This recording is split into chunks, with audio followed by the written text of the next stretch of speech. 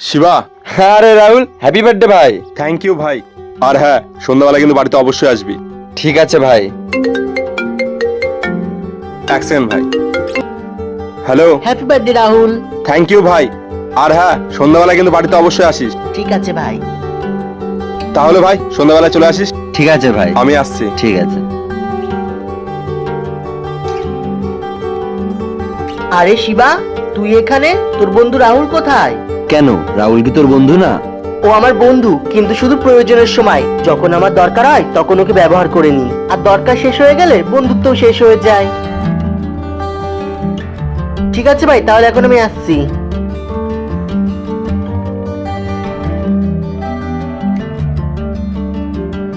অয়ন। আরে ভাই, তুই আমাকে সবসময় চিনে ফেলিস কিভাবে?